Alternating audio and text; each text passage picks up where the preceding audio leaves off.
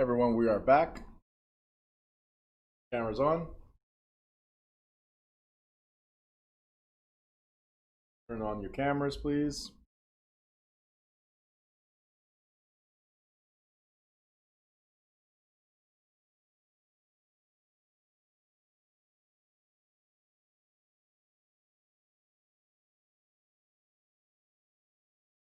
Children, come on, cameras.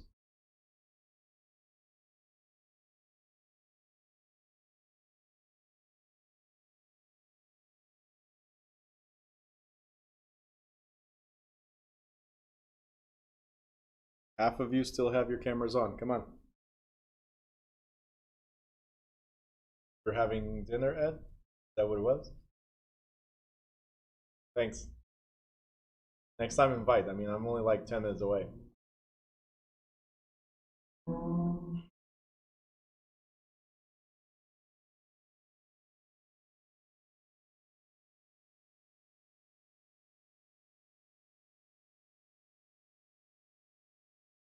Denise, Joelle, Arlene, Brandon. Come on, cameras.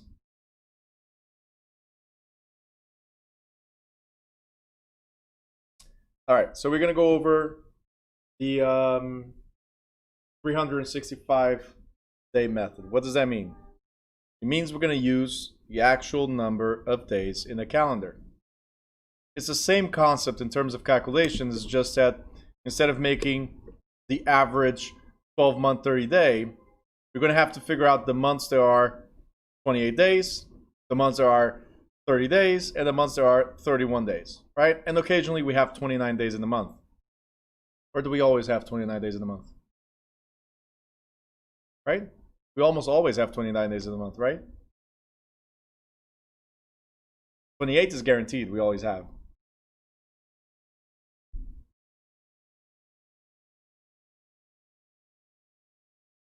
It's one of those great jokes to, or riddles to mess with your kids. Ask your kids, right? Ask your kids how many months. All right, anybody can answer this? How many months have 28 days? Can you tell me in the chat how many months have 28 days? Really? I thought I was only going to get the kids and I get the adults as well. All of them do. All of them have 28 days. No, Brandon. As far as I remember, in January, we did not skip the 28th. In March, we did not skip the 28th, right? You thought. Good luck with state exam if you're going to think instead of paying attention. I know you guys got it, but gotta pay attention. Those trick questions, you know?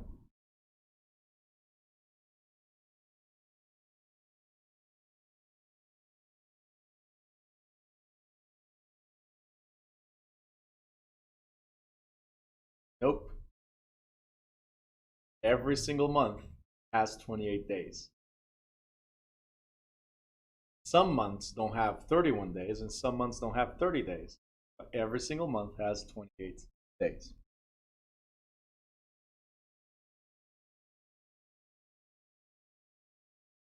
Right? All right, that was just a joke. Just to mess with you guys. Welcome back. I see all the cameras on, so great. Some people are still not there. Arlene, Denise, Joel just joined us. He had been kicked out. Okay. All right, so let's figure out 365 days method is the actual number of days in the calendar. And the steps are exactly the same. And the difference between one and the other is minimal. So we're going to use the exact same example from before. The tax bill for the year is still $1,730, right? The closing is still March 2nd. The bill is still being paid in arrear, okay? So how do we calculate it? So simple. We divide by 365 and figure out the actual. So the other one was the average. This is the actual daily rate.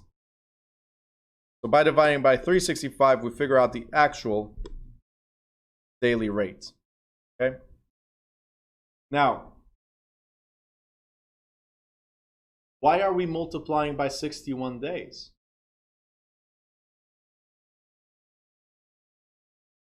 Why 61 days? See, before we used 60 days plus 2. Why 61 days? Because now we need to figure out, yes, January, okay, February, plus 2 days,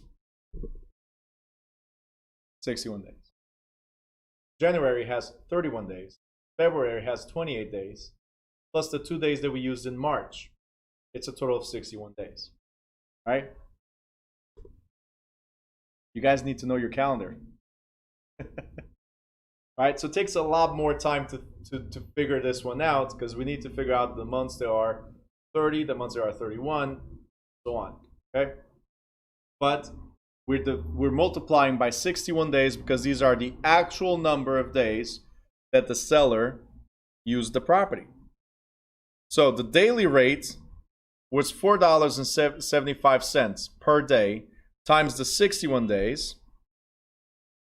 Diana, yes.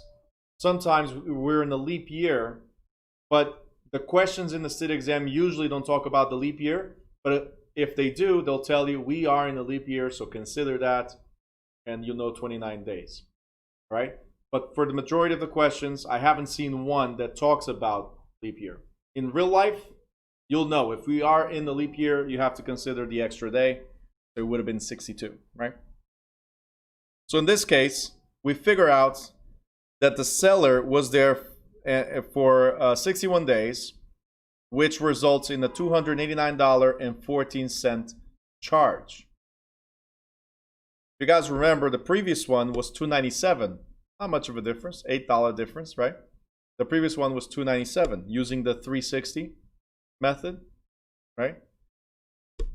So the case is still the same. We still do a debit to the seller. We still do a credit to the buyer. The only thing that's different is that $8 difference right here. Instead of the $297, it's a $289. So depending on which method you're going to use or which method they ask you to use, there's going to be a slight difference. Right? Was it that hard? No, right? It's just knowing the calendar. Okay?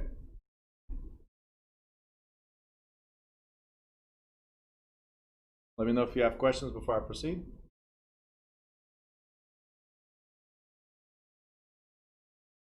No? All right. So next thing we have is taxes due at closing. There's state taxes on the deed, and sometimes there's state taxes on the mortgage.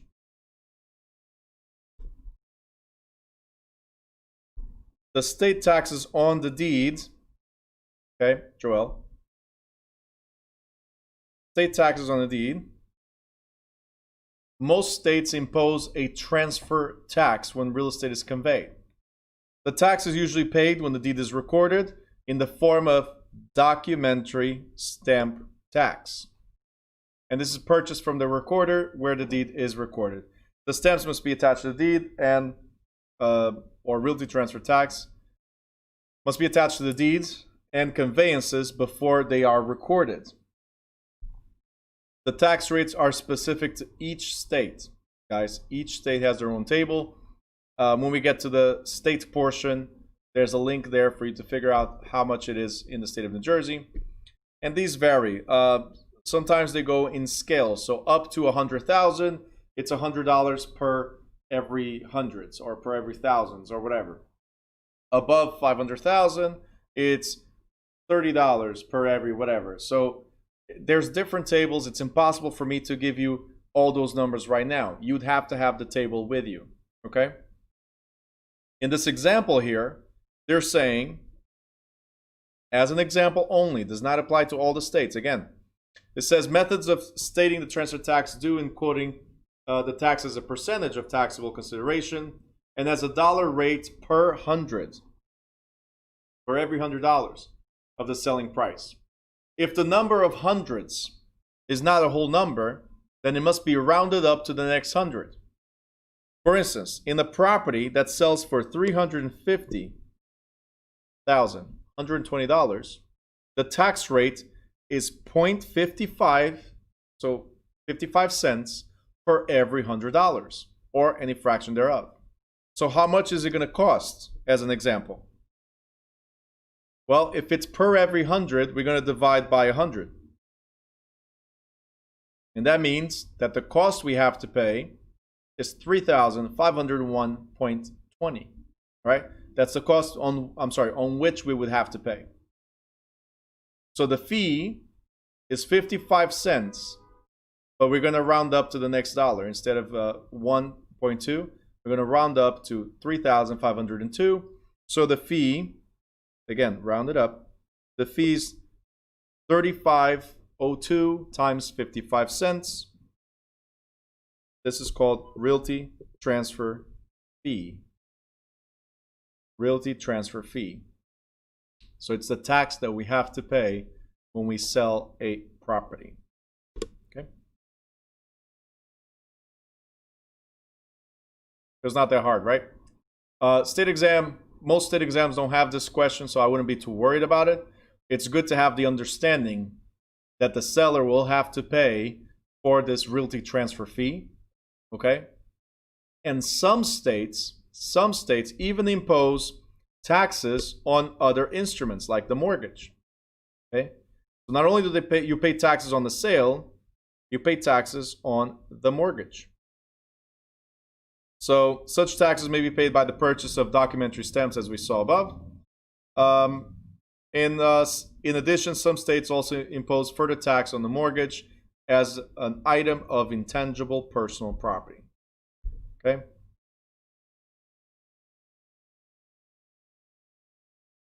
All right, closing cost itemization.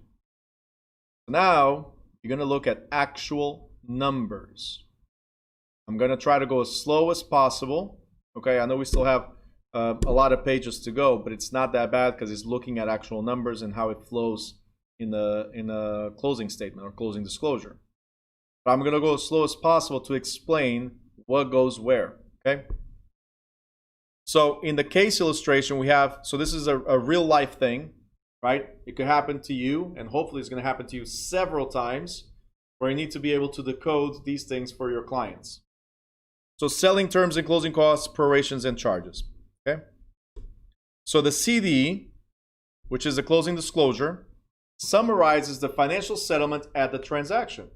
So everything that we learned so far is now going to be entered into one document that describes every single item. Okay. Now, at closing, the closing agent also generally provides a statement to the buyer and seller detailing the receipt of and disbursements from relevant escrow accounts to which the buyer and seller have contributed funds as part of the transaction. The following illustration shows how some of these cost components are calculated and allocated in a sample transaction. This is not a question, okay? This is just a description of a transaction. So in real life, you guys are dealing with Lawrence and Sandy Binder, and they have accepted an offer on their house located 928 Elm Street in Lilburn. The buyers are Bill and Dillis Waite, and they offered $450,000 with an earnest money or good faith deposit of $70,000. And the remaining $380,000 are going to be the purchase price. These are key for you to understand how to prepare a contract. Understanding how much was the good faith deposit, and the balance is going to be at closing with a loan, right? Now, what kind of loan are we getting? So we're going to put all this in the contract. What kind of loan are we getting? We're getting a conventional loan from this mortgage company, and the loan is for 30 years at 5.5% interest rate, with a monthly principal and interest payments of $2,158. Okay, the lender is charging 1.5 points and 1% origination fee, and the closing is set to happen at Alta Title Company, 4 p.m. on May 10th of the current Diana, non-leap year. Okay? So again, as a real life example, this is not a question, right? I'm just telling you a story about a seller and a buyer. Okay? And this story is going to be your daily activities.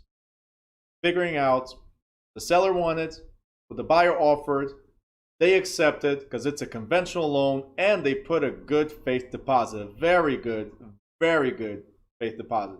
Okay? In most transactions, we put like 1,000 and then another 5, and then at closing, we put the balance towards the down payment. These buyers were serious. They were very serious about buying this house.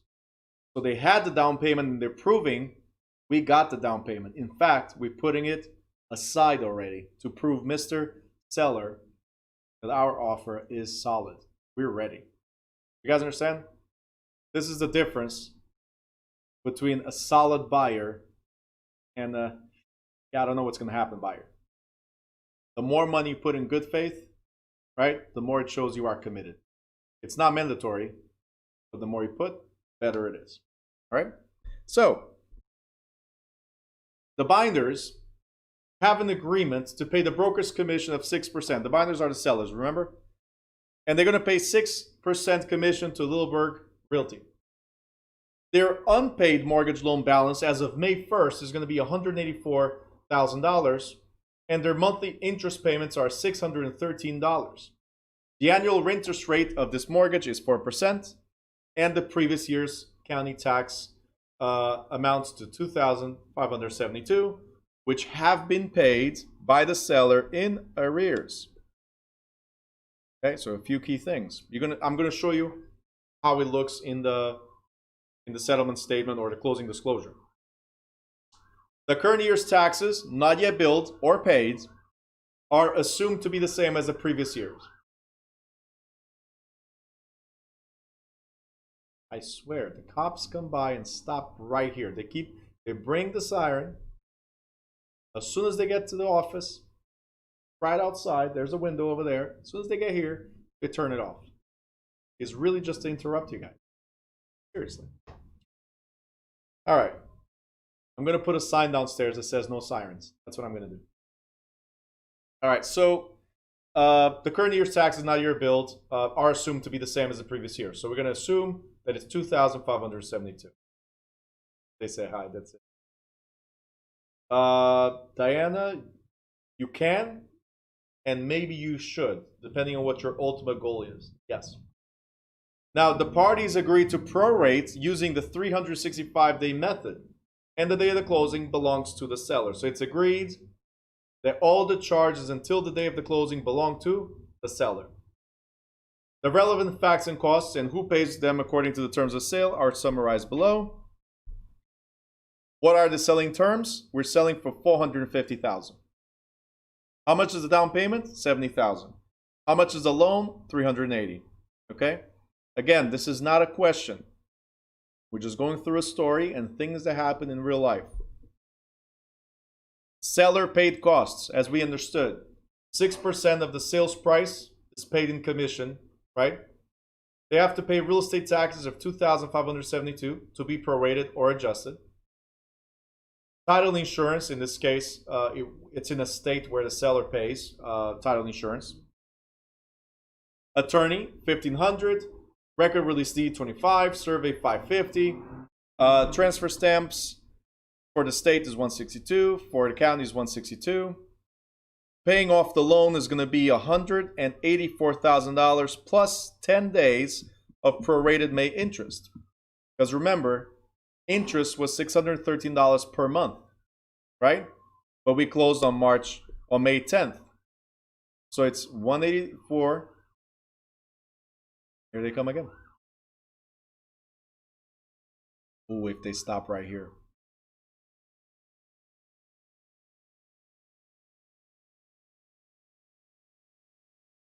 They did. I'm going to call Newark Police. That's it. I'm going to put a complaint. Don't turn on the siren during my classes. All right. So we got plus 10 days of interest for that month. All right. Now, what does the buyer pay? Well, they're going to pay the $450,000 that they offered. $70,000 was already given up front, right? Then they have to pay for the appraisal fee. They have to pay for the credit report, closing fees, recording fees of $55, title insurance of $250, $1,200 for the buyer's attorney, $100 for pest inspection, so let's say termites inspection. The buyer's loan is $380,000 for 30 years at 5.5% fixed with 1.5% points, origination fee of 1%, hazard insurance is $2,400, right? Taxes, insurance, escrow is 8 months of taxes and 4 months of insurance, and prepaid interest is from the day of the closing to the end of the month. According to the summarized sale of this contract, the only cost to be prorated and shared between the seller and the buyer is the real estate tax. Other costs are computed. They are computed are the broker's commission, the seller's unpaid mortgage interest, the buyer's loan fees and points, the buyer's tax and insurance escrows, and the buyer's prepaid mortgage interest. What is the commission? Very simple. The sales price, $450,000. Our commission is always from the top, so the gross, not the net, and it's 6%. So the commission is $27,000. At the closing, this is going to be charged or debited to the seller because the seller agreed to pay 6%. Real estate taxes, again, because it's May, let's look at this again. This is a good example. Because it's May 10th, right? We're going to have to use the 365-day method, as we said before. Guys, pay attention. Pay attention to me. So because we said before it's 365-day method, we're going to divide this by 365, and we have to multiply by the actual number of days. So we have January, February, March, April, plus 10 days in May. So 31, 28, 31, 30 plus 10, or 130 days. So we're going to multiply the $7 by the 130 days, and that is $916.50. That's how much the seller has to pay the buyer. All right? If there's unpaid mortgage interest, let's say that the buyer is assuming the mortgage or taking over the mortgage, then that needs to be adjusted as well. And I'm skipping that because most of the times we don't deal with that. Buyer's loan origination and points. You guys remember what a point is? Can anybody tell me what is a point?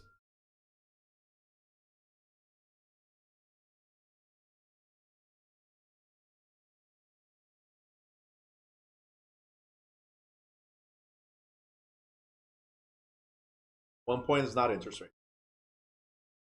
Anybody? What is points or discount points? What is a point or discount points?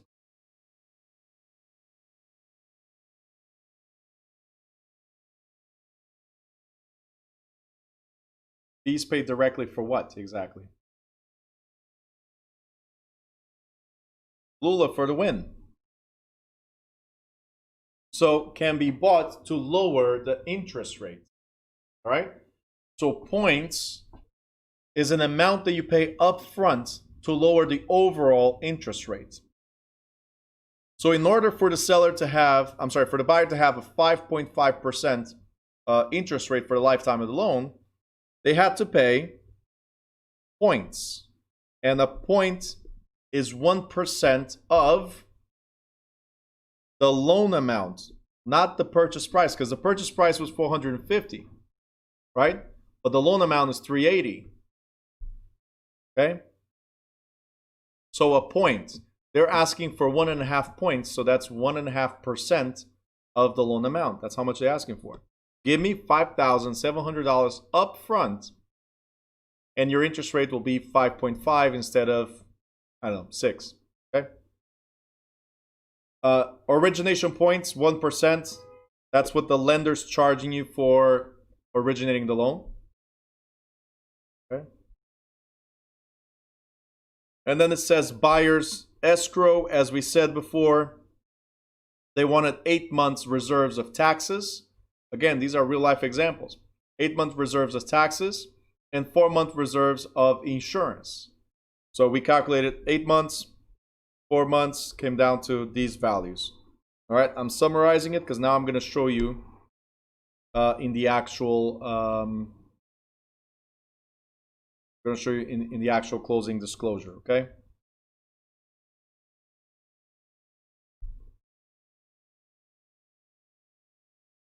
Okay, so TILA and RESPA Integrated Disclosure, or TRID, as you guys know. We're going to go over the forms, good faith, types of charges, applicable transactions, and a review of the actual form. So you guys already know this. It's just a summary, but I have it in green because it's easier to follow than what we've covered before.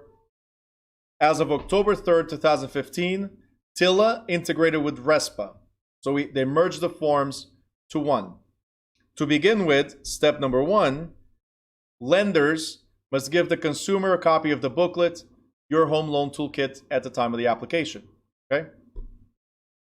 Number 2, no later than the 3rd business day, the lender must give the loan estimate. Okay? Number 3, at least 3 business days before closing, there must be a closing disclosure so you are aware of the final numbers before closing and you have enough time to prepare yourself or arrange for any changes that might have occurred. Okay? Didn't we cover this already? In the beginning of this chapter and in chapter 17. The booklet that explains different loans, points, different loan structures, fixed, adjustable, and so on. Number 2, a loan estimate, so you're aware upfront of what will be the costs of borrowing from Bank of America, right? And going to Wells Fargo and compare with their loan estimate. And going to Chase and compare with their loan estimate and so on. That's why this is here, okay? How do we know that the application is complete? How do we know that they must deliver this to us? When we have 6 pieces of information. Number 1, name. Name of the people that are borrowing or attempting to buy the property. Number 2, actual income, not estimated income, but actual income, verifiable income that the people have. Number 3, social security number of the people that are borrowing money. Number 4, property address. Which property are you buying? And what is the estimated value of that property? That's number 5. And finally, how much are you looking for? Okay. Once we have these pieces of information here, then the loan application is considered complete. Okay. So getting pre-approved is one thing because we need that to go find houses. Once you identify the house you want, now we're going to complete the application because now we have something specific to apply for. You guys got it? It's not complete just because you sat down with the loan officer. It'll be complete once you identify the actual address and an estimated value and how much money you're looking for.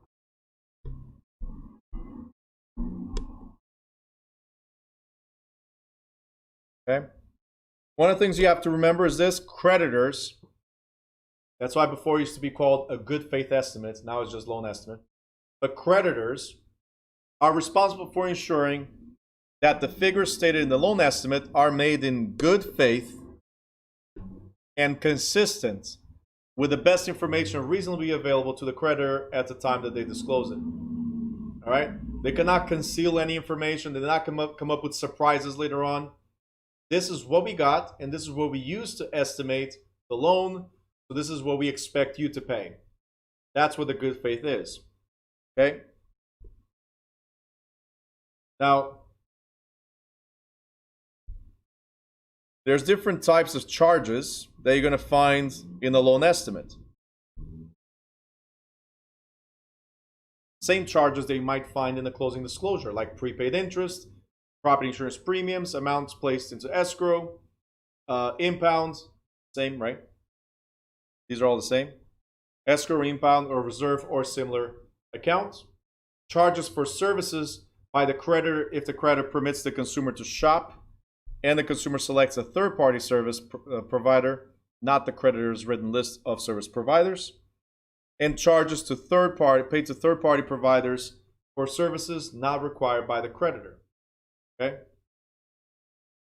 However, creditors may only charge consumers with more than the amount disclosed when the original estimated charge or lack of estimated charge for a particular service was based on the best information reasonably available to the creditor at the time that the disclosure was provided.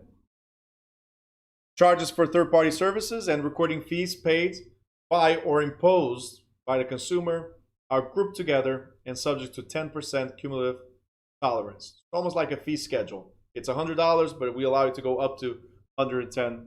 That's what it says. This means the creditor may charge the consumer more than the amount disclosed for a loan estimate for any of these charges, as long as the total sum of the charges added together does not exceed the sum of all charges disclosed in the loan estimate by more than 10%. So what we're saying is, if there's more than 10% difference, right, than what was estimated and what was being given to you at the end of certain charges, right, if there's more than 10%, then they have to redo the entire loan estimate. Okay? They cannot go more than 10% of the original estimate.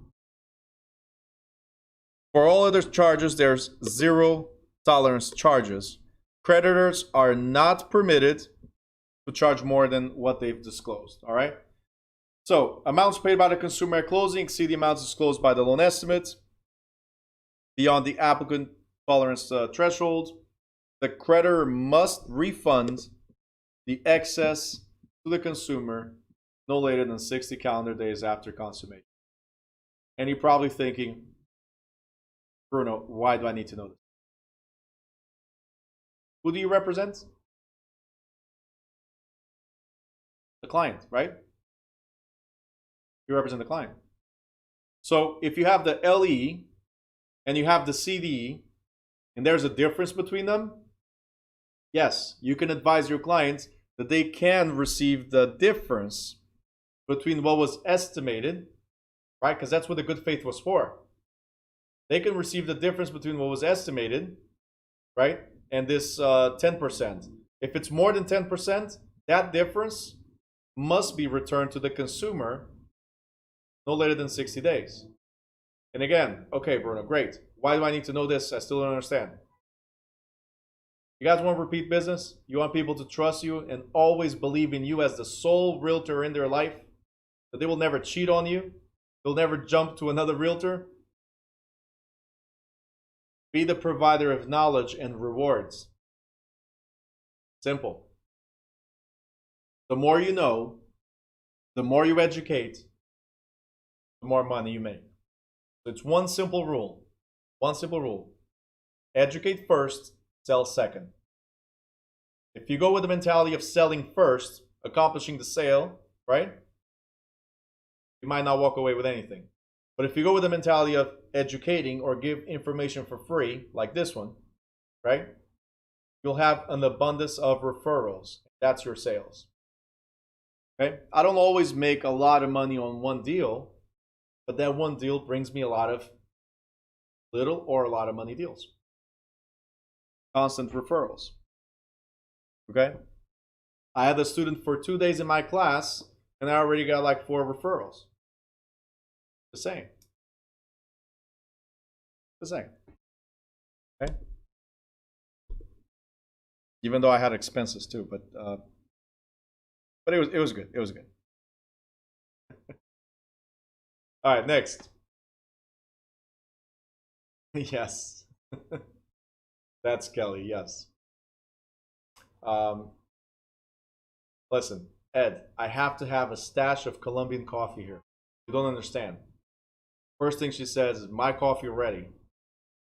Like, yeah, it's reserved for you. It's there. Don't worry about it. Whenever you come to visit, I have it.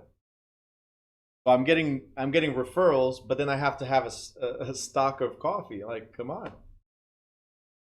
All right. Anyway, integrated disclosure rule applies to most closed-end consumer mortgages. So the TRID rules do not apply to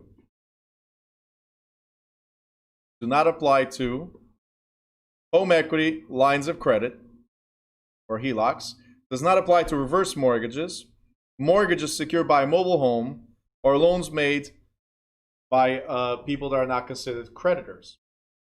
So, bottom line, TRID applies to residential purchase only. Okay? So only certain types of loans apply to TILA. Okay? And if you guys want to see the TILA disclosures, is right here.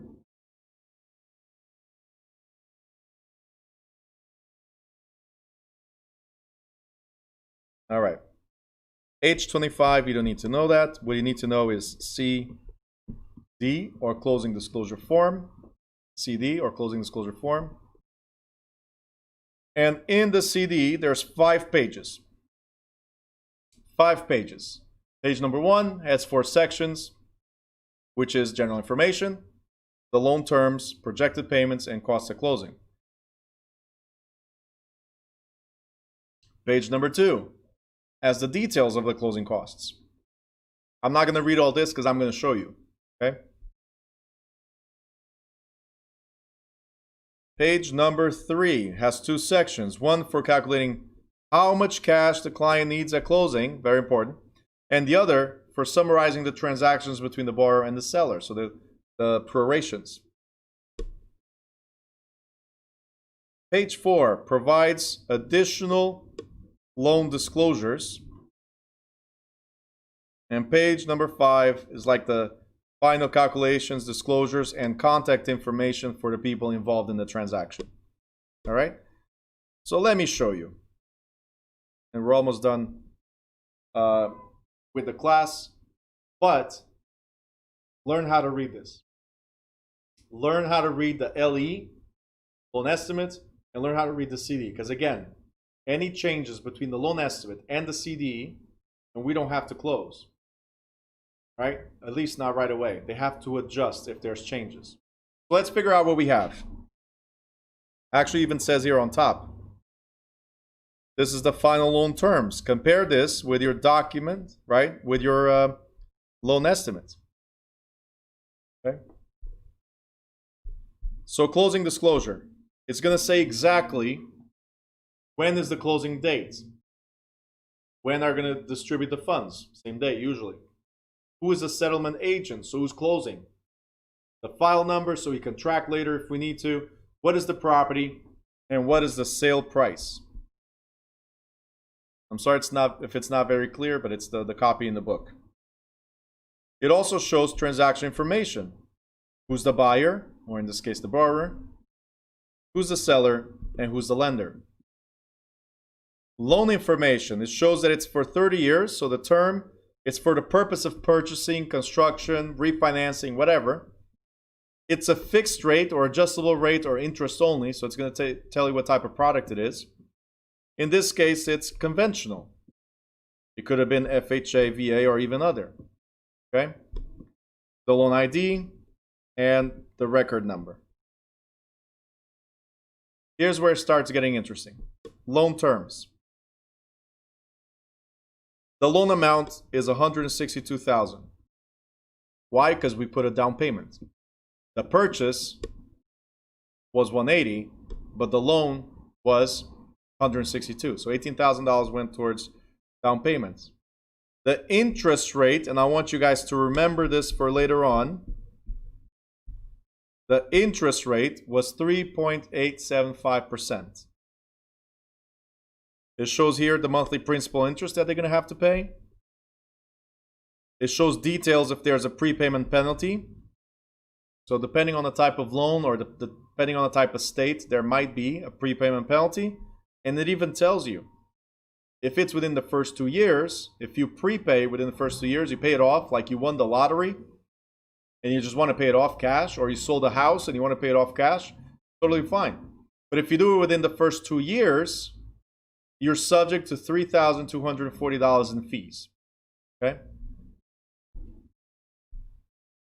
Then it shows you projected payments. And look what it says. Principal and interest is this, $761.78, and it does not change.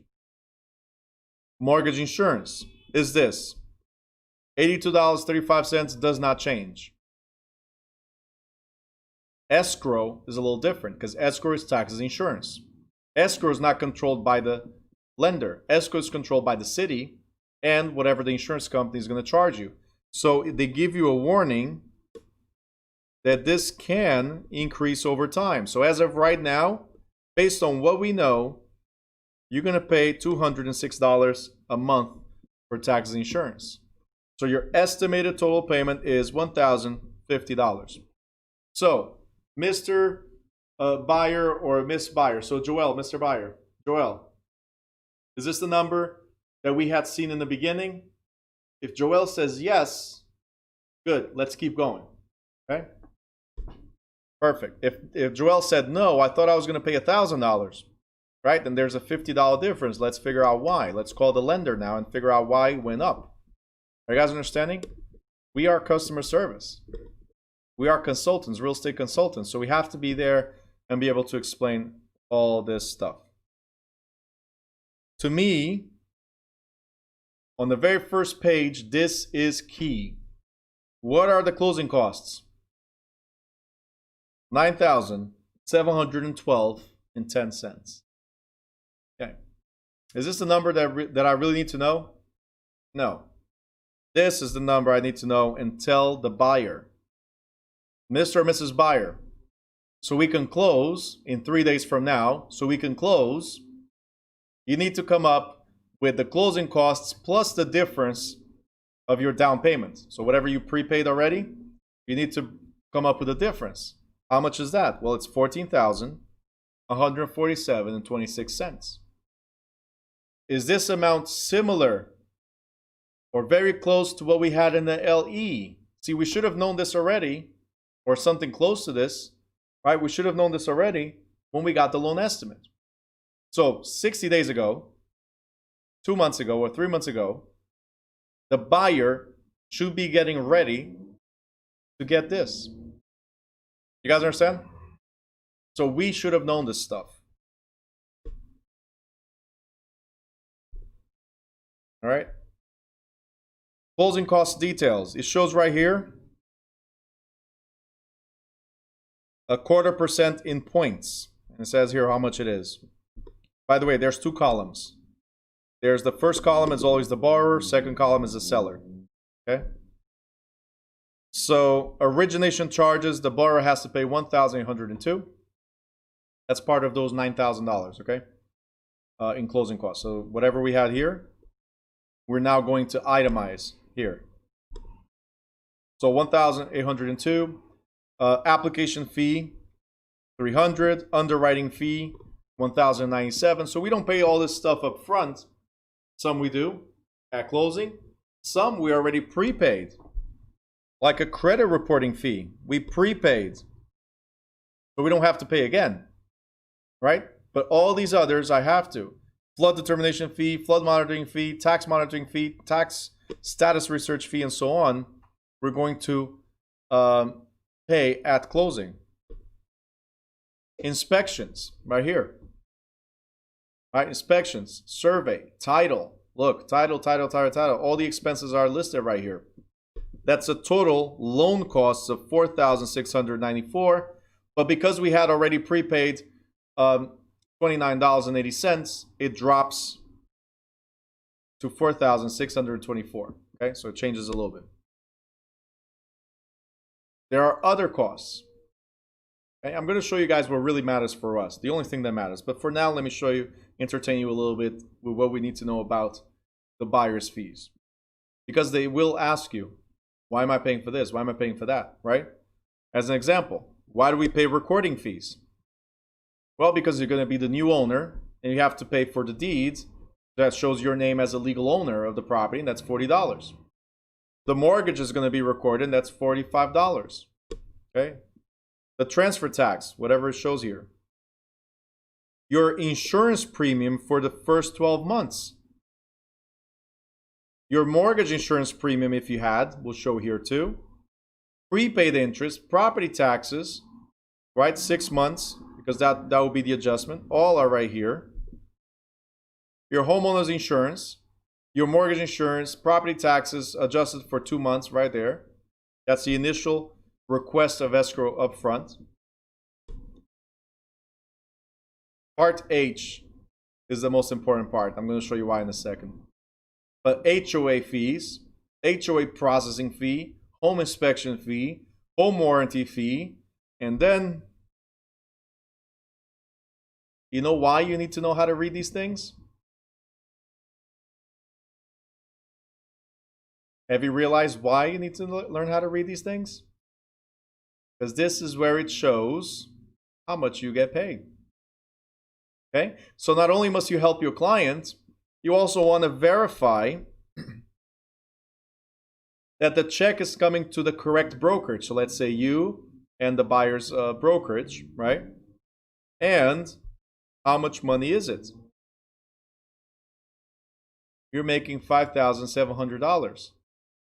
Just want to make sure that my check is correct. Are you guys understanding this? So among all these fees is how much the seller has to pay you. You want to verify that everything is in order because you're also entitled to dispute the numbers here. Owner's title insurance right here, $1,000, and so on. So at the end of all these fees, we figure out that the buyer needs to come up with $9,712 towards closing costs. Because they already prepaid the credit report, if you guys remember this. They prepaid the credit report. We're going to deduct from that. And this is how much the buyer actually needs to bring towards closing costs. Right? And the seller needs to pay $12,800, which is commissions and other things. Right? Here is to calculate how much money we need to cash to close. This is also very important when you're dealing with a buyer. Very, very important. Because the total closing costs in the loan estimate, when we started 60 days ago, you needed to come up with $8,000. But now you need to come up with an extra $1,700. Don't you want to have your buyer ready? Okay? Imagine if we get to the closing table and the buyer does not have $1,700. Are we closing if they don't know about this? No. Okay, are you guys understanding? I know this is boring, but are you guys understanding why it's so important to understand this document? It's only 5 pages. And once you get used to it, you fly through it real quick. All right? So, even gives them notification. Did this change from LE to final? So right away, yes. Okay, let me see what changed, right? How much was the down payment needed? $18,000. How much did you deposit? $10,000. Right? So what was the initial cash to close that was needed? Initially, we needed between closing costs and down payment, we needed $16,000. How much do we need now? $14,000. Oh, wait. Hold on. If this went up $1,700, how did this go down? Right? So that's what we're going to look at right here. The seller agreed to contribute $2,500 towards closing costs. And then there's other adjustments and other credits that were disclosed above. So because we deducted this and this from the original, from the final cost, because we deducted, we actually have to come up with less money than originally planned. Now you're like, safe. Instead of coming up with more money, you actually have to bring less money. All right? You see the benefit of looking at these things? Can you clarify why F1 versus G?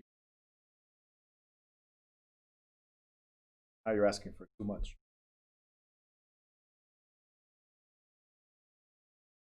F1 homeowners insurance premium versus right here. Okay. So if you notice, this is for 12 months. And this one is for 2 months. This is what they requested as initial escrow payment at closing. So we want, out of the whole 12 months, we want an initial payment right away of $201. But we also want to put in reserve. So one is payment, and the other one's to put in reserve, so prepaids. They're going to put in reserve of 12 months. Now, usually they don't charge you that much. They'll say 4 months or 6 months extra to be set aside, right? So this is the initial upfront payment, where the other ones are put aside. And at the end of the year, if we don't go overboard, if the estimates are correct, we will adjust in your first year. Okay? All right, where was I? All right, and this right here is the summary of the transactions. This is where we see the pluses and the minus, stuff that's being taken from one party given to the other. Okay, I'm not going to zoom in too much, but there's a seller credit. It's a plus on the buyer side. It's going to be a minus on the seller side.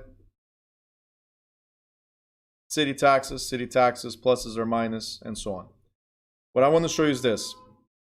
At the end of the day, it shows, okay, that the borrower needed to come up with $189,000. They brought, between loan amount and credits, they brought $175,000. So how much cash do they need to close? $14,147. We go here to the side, and it says that the seller should have received $180,000. That was the sales price. But because the seller had to pay off the first mortgage, $100,000, plus closing costs of $12,000 and a few other things, we need to deduct $115,000. So Mr. Seller, Mrs. Seller, in this transaction, you're going to come with $64,000 to your pocket. Is this what we had estimated more or less? Are you happy with this? Is there anything that has changed from the original numbers to the current numbers? Now that we verified, I think everything is okay. Let's move forward. You guys understand? We know exactly how much the buyer needs to come up with at closing, and we know exactly how much the seller receives at closing. Okay? Guarantee you, buyers or sellers will ask you a few of these questions. Okay? Now, page 4 is just going to tell you about if the loan could be assumed or not. So somebody could take over, if there's an escrow account or not. What is the fees for late payments, partial payments, and so on. So just loan details. Page 5, and this is the final page, is the one that we want to pay close attention to for the borrower side. Ready? How much did we buy the property for? Do you guys remember? $180,000, right? And we put a down payment of $18,000. So the loan amount, the amount we financed, was $162,000. Now, it is estimated that if you keep this loan for 30 years, it is estimated that you will pay interest or finance charge, you'll pay interest of $118,000. So the total amount of payments of principal and interest, right, on the property that you bought for $180,000 and you put $18,000 down, at the end of 30 years, your total bill is $285,000. Okay? Now, we purchased for $180,000, $18,000 down, so $162,000.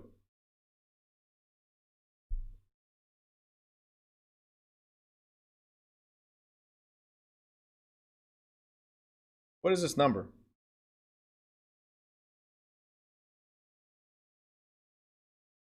The number on the first page was a little different, wasn't it?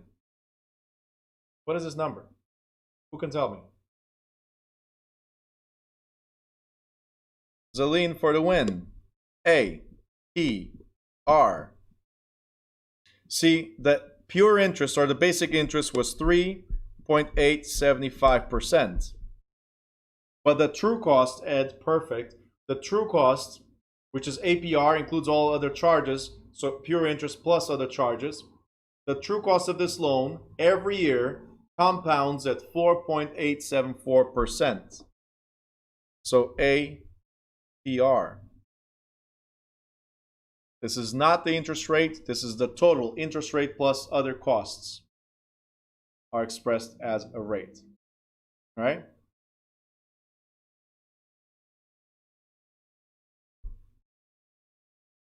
What about this right here? Tip. When you go to the restaurant and you have a good service, you pay a tip, right? Simple. Can you guys tell me more or less in the chat real quick? What is the amount of tip that you would give if you had exceptional service?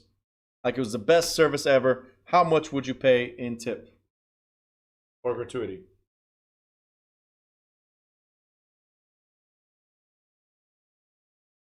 Diana just puts $80. So the bill is $5. You're gonna put $80? Can I serve on you? I'll wait on you, please. Damn. $2,500. It's getting better. All right, I don't know where you guys go eat, but I'm gonna be the waiter there. Just because of these payments, that's it. I quit real estate. All right, some of you put 20%, 22%. Brandon's like 30%. All right, exceptional service, right?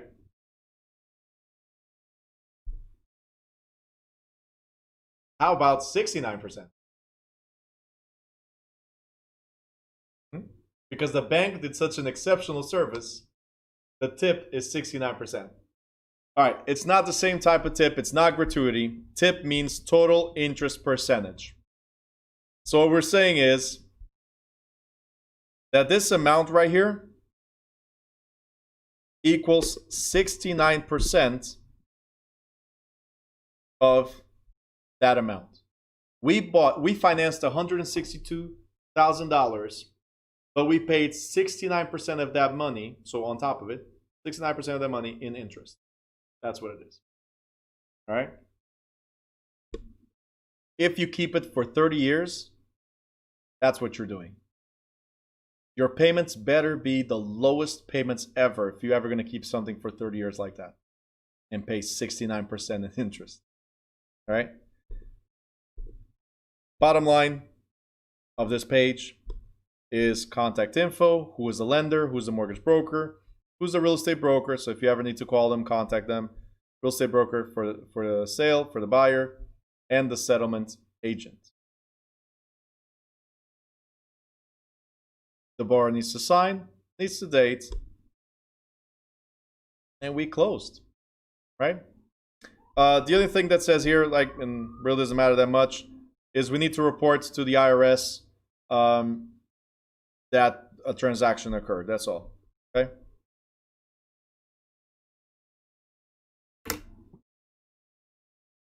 All right, I know I took my sweet time, but you see how important it is to know that document?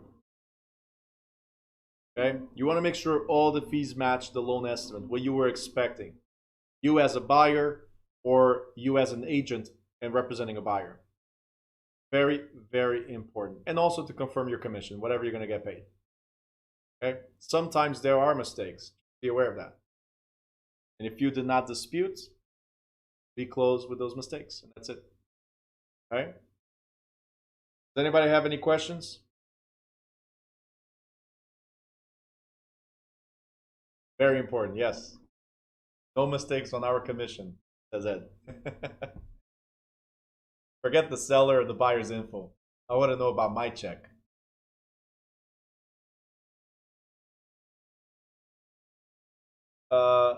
Tina, how do we know in advance what all the fees will be? So you're going to have a loan estimate, right? So you're going to have a loan estimate that gives you an idea of what the costs of settlement will be and the loan costs will be. That's a loan estimate. That's the first document that you'll receive. Okay, so up front, you're gonna have an idea. As a realtor, you can have a guesstimate of what the buyer should be prepared for towards closing costs. Maybe not to the T, right? But put a 2.5 or 2.6% of the purchase price towards closing costs.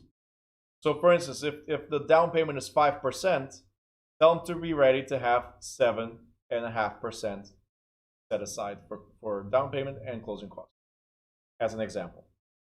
If at the end they need more, we're going to be ready for that because you're going to tell them as well, you're ready for more, right? Just in case. If at the end we get less, as we just showed you, it went from 16,000 to 14,000, then less. By the way, the 2.5% based on types of loans is based on experience.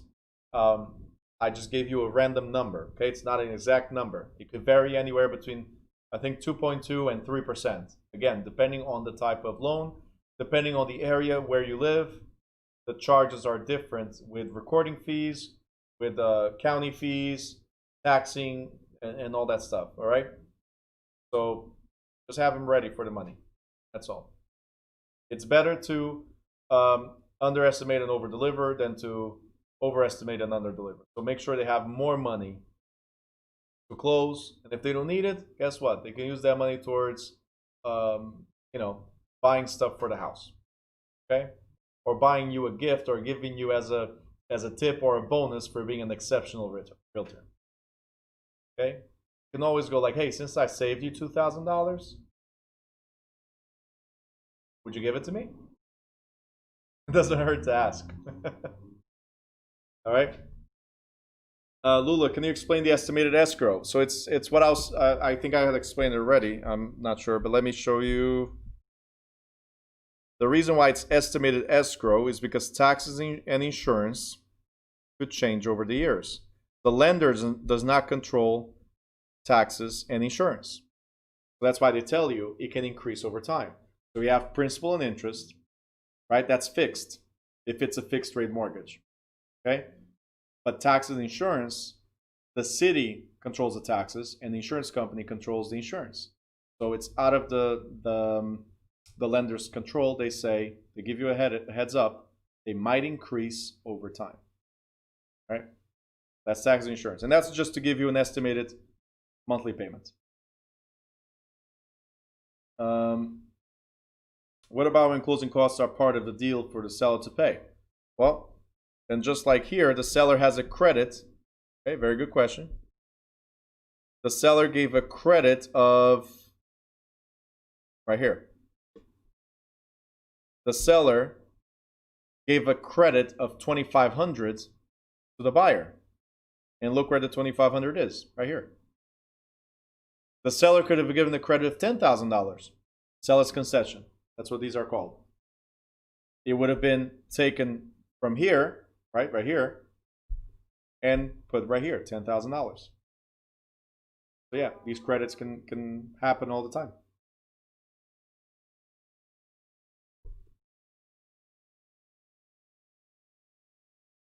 Any other questions?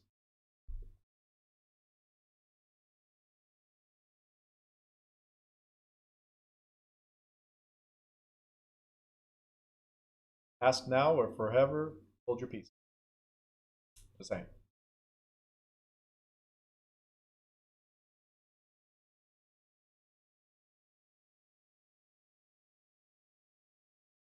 It is safe to say to read this chapter 5 times. Okay, so as far as the closing disclosure goes, that is real life. It's not for state exam. You don't need to know those details for the exam. For real life, when you're actually practicing, right? You need to know. That's why I focus so much on it. For state exam, I would focus more on chapter 17 when it comes to financing, because it covers a lot of stuff we went over here, right? And that's why I broke it down into 2 days. I'll focus more on chapter 17. Still do some reviews of closings, obviously, right? But chapter 17 is more heavily tested than 21. Okay. That's aside, obviously, from agency and professional practices.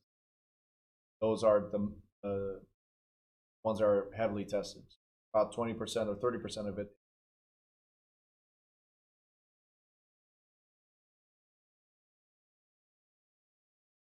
Joel, you have a question? You're typing? There you go. How do we know when you have to split the down payment, some percentage to the seller and another to the lender? What do you mean? Down payment doesn't go to the seller. Down payment only goes to the lender. What we give is a good faith deposit initially, and if we close, the seller will credit that, or at closing it will be credited towards the down payment. But the seller does not touch the money. It goes into an escrow account. The seller gets nothing until closing if we close. Okay? And what they get is the net proceeds of the sale, nothing from down payment. Okay? There's no percentage towards the seller. What we do is the higher the good faith deposit, the more solid we seem to the seller. So our offer will top other offers. Okay? So you guys know that's where a lot of realtors make mistakes with their offers. They put like $1,000. Nowadays, show me that you're serious. Otherwise, I don't want to deal with you. Okay? So if you put $1,000 good faith deposit, yeah, not that serious. Okay? Can seller financing be part of the down payment? Seller's concession, you're saying. Seller financing is different. Seller financing is they're charging you interest for lending you money or extending you credit. Okay? Seller's concession can go towards closing costs, not towards down payment. Ed, yeah, you can ask $10,000. That's the average that everybody asks. But again, oh, you're talking about as a good faith deposit? Or seller's consent? Oh, good faith deposit. They can ask, but good faith is not mandatory. They can ask to say, show me that you're serious. For me to consider your offer, you need to put a stronger deposit up front. Yeah. What I'm telling you is don't wait for them to ask. Show them that your buyer is ready. Because think about it. If the down payment's $30,000 or $40,000, if you don't have it up front, how serious are you about having it later? Right? So show me that you got the biggest chunk of the money. Your offer will win. Yep. And it's not like you're going to lose the money because the money goes into an escrow account. So it's going to be there. It's your money. So if we don't close, if the transaction falls through, or if we decide not to accept the offer, the money's returned to you. So again, what do you have to lose when you put $20,000, $30,000, $40,000, $50,000 into escrow? What do you have to lose? Does that make sense, guys? Your money. Okay? You putting little to no deposit shows me that you don't have the money, that you are not serious as a seller. Okay? That's what I see. Any other questions?